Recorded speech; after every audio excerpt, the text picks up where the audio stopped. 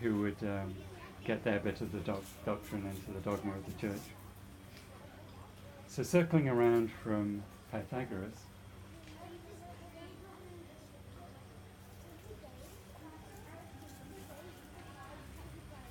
the Greeks, do you mind if I go a little bit esoteric? Or do you want more of a science kind of thing? Esoteric's okay with a few of you? The rest of you can fall asleep. You can fall asleep anyway. I'm learning about counterspace, and I've mentioned it a few times, because Tesla basically said that Einstein was an idiot, which is true. He described the photovoltaic effect, but never gave the denotational understanding of how it actually worked. And so when he said for mathematical convenience that time and space can bend, Tesla said space has no properties by definition. So all of the great minds like Steinmetz, Faraday, Tesla,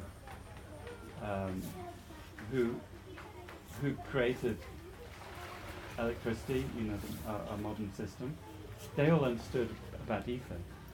There's fields, thing happens in field. Well, field, you have scalar technology because standing waves move through the field. They're everywhere simultaneously. It's only propagation of energy, like the induction of light from a perturbation, electromagnetic perturbation, which travels at the speed of light. It's actually the induction of illumination in the field. So when you go back to looking at what magnetism really is, and gravity is a form of incoherent magnetism, when you take a magnet and you pass electric current through it, nothing changes. What's actually different physically? Nothing. But there's an alignment of magnetic domains, and so the magnet is a coherent form of the field. Incoherency has fractal properties and incommensurability. Incommensurability means you can divide something and it still has the same property. Like you can take a magnet, label it north and south, cut it in two. You don't have, this is my separate north and my separate south. It's incommensurable. You now have two, and you can keep doing that over and over again. So the astral world, or the causal plane, or the void, whatever you want to call it, are all ways of describing, the Tao, which has no name. In other words, the point, which is not a geometric point, but there's something without space and time, out of which everything manifests. Now, in the 3D world, if you look with a gas meter, you'll see the toroid, but the toroid's also precessing, which is very interesting. And Steiner said that when you create a strain in counterspace, in other words, through a thought, a feeling, hitting a hammer onto a nail or whatever, what happens in counterspace is that the least strain is caused by a precessing spiral, which is why you have Fibonacci and everything like that. Nature works that way. You have the centripetal, the water going down the drain, and the centrifugal, the other side of it. And so the toroid is actually precessing, and that's the reason that MRIs work. They use the Lamour frequencies, about 24.8 megahertz, which is this precessing of magnetism. Now, you could describe everything that they're seeing now from space, and the probes they're sending out, through field theory. So all the nonsense of the atomists, the materialists, who say, well, atoms are just, take one of these and divide it up, and eventually you'll get a tiny particle, and that's the end of it. It's bullshit. It's complete bullshit, isn't it? Don't you agree? See, this has consciousness. Because the people who come here and are sat here and drummed here the vibration of their consciousness is held here in the counterspace that's held in the middle of an atom. And because of incommensurability, when you put more magnets together, and there's more atoms together, you get a new null point, the point of stillness, the dielectric plane as it's called. Now you can do things with that. There's one interesting thing is, this is held perfectly still, but the magnetic attraction between this and the ground will obviously call it, but it's not attracted to the magnet, it's actually attracted to that dielectric plane, that point of stillness. And that's the acceleration that goes on in counterspace. What I'm experimenting with now is actually in my Qigong practice, moving my point of stillness to the center of my heart. It's like a tantra thing, I'm visualizing it. I'm also building Merkabas based on the frequencies that I'm using in the PyraLight. So the PyraLight, as I said, came from this, I had to stick a coil of wire onto these LEDs, which is totally nuts. There's many people doing infrared therapies, and I bought some magnetic PMF mats, $5,000 Swiss one. Sort of okay, nothing much going on. I even put them away, it's like, why bother? But when I put this on, I felt something different. And I work a lot with crystals. This is, if ever any of you heard of Yemingzhu. This is dual quality Yemingzhu. It glows. What did you see when you looked at it just now? It's dynamic. It's moving, isn't it? And you can see forms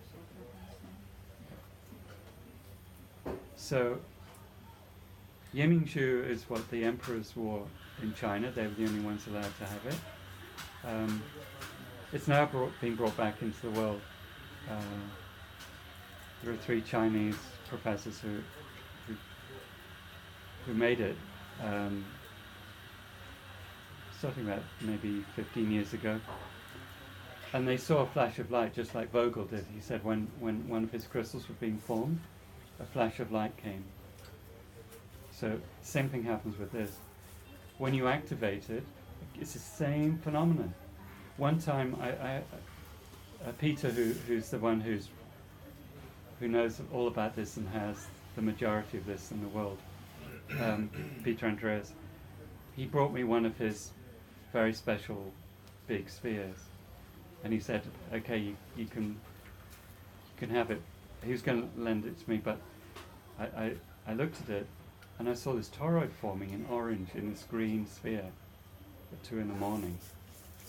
It was really amazing. And the toroid is clearly the magnetic effect.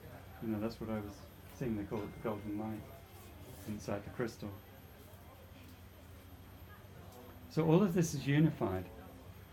Now, just because of the way I put the LEDs, and I made this crazy antenna on the circuit board, so it's very light.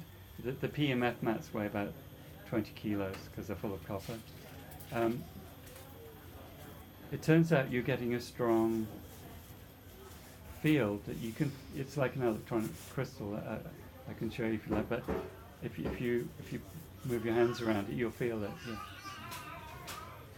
Yeah. Sometimes it takes a little while for people to train to it, but it's there.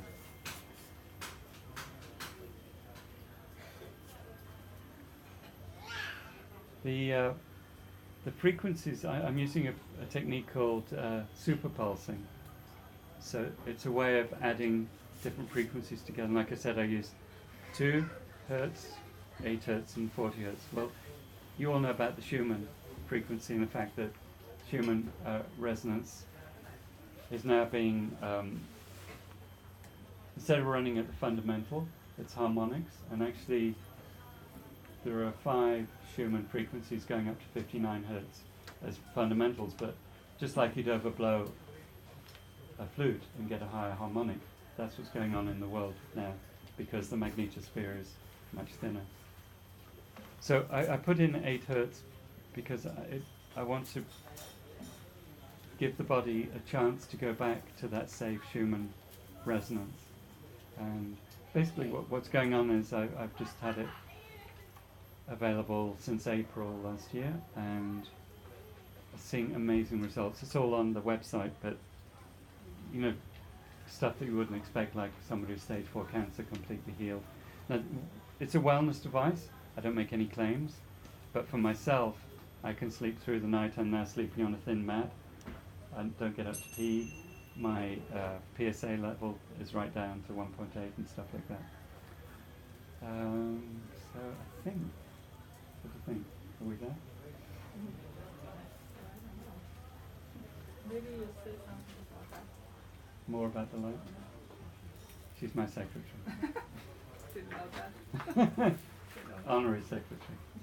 I'm back. You're back? Yeah. That's what time. He's back. See, that was why. Okay, so the Ajna Light. The Ajna Light, it's a Tesla plate, double Tesla plate. So afterwards, if you want, you can put your hands around it, you'll feel the energy around it. Because of the DMT experience, again, everyone's different. These things are mirrors of consciousness. You know, your ego is a filter, and it's an important filter, that allows you to perceive the world in certain ways. Because the 9 dragon gates, as they're called in Taoism, are the locks that disconnect us from reality. It's, you know, we're inside Plato's cave. Plato said we're just watching the shadows on the wall. What happens when you go out into the light? Well, most people call you crazy or schizophrenic and put you on drugs. So, to be able to function in the 3D world, you need boundaries. You know, places that can create a shared experience with others. So clearly, we're in the illusional world, but illusions are shared by everyone. You know, I can't put my feet through this ground. Well, clearly I can, because 99.9999999% of everything that's in there is space. It's just force that's stopping me. Magnetic force that's stopping me putting my foot through there. Well, delusion is the homegrown variety of illusion. And it's the problem is other people don't share it with you normally, unless you're tripping together and having a good trip. So, if you, the light allows you in a safe way to open the dragon gates. Now, how much you open them, what you see, where you are, is all to do with, you know, your programming. In yoga therapy, which is my background as a teacher, we have the 5 koshas. So, samadhi kosha, mental kosha, emotional kosha, energetic, and then the physical kosha. And as a therapist, you know, I'd always look at this model and, I see images in people's energy field that generally have some sort of significance. It's what they're carrying. You can label them past life or whatever you want, but the disturbances in the samadhi kosha, spiritual disturbances, may be samskaras, that according to the yogis, when you come up out of your mother's energy field from the womb, the position of the stars is encoding the light of your past lives, which is, I think, quite a reasonable model. But there's also kleshas, like you cheat somebody, or you're not in integrity,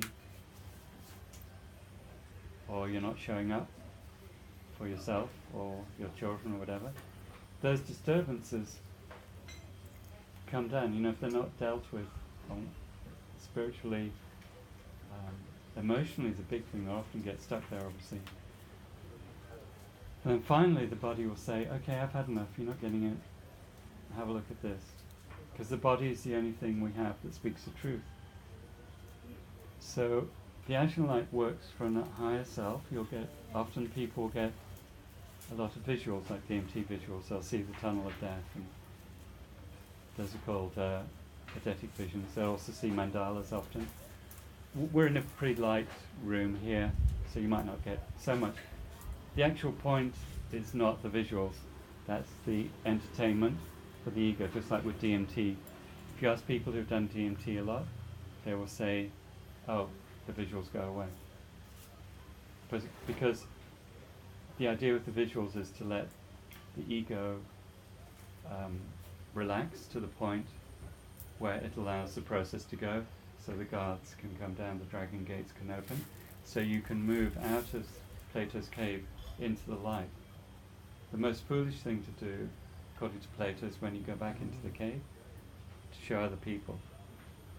Because that's like, you've got a candle in the cave and you give it to somebody else, and then you're blind again. So we have to experience this for ourselves. We have our own way. And then from that place I think we can share it, but if you become a zealot and say, the light's this way, it doesn't work.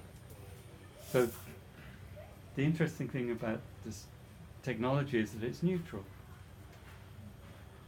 You know, a spade can be used to plant seeds in the ground, or it can be used to hit somebody over the head. It's neutral in itself. It's not got an agenda. We project an agenda onto it, or we label it with an agenda, but it's just neutral. If you use technology with an open heart, technology will meet you there. And I'm sure that's what Dennis McKenna was talking about when he said in the future there'd be technology, and also William Burroughs.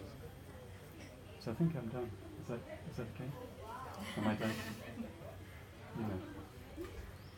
Show them the other side. There you go. Okay, so we're done.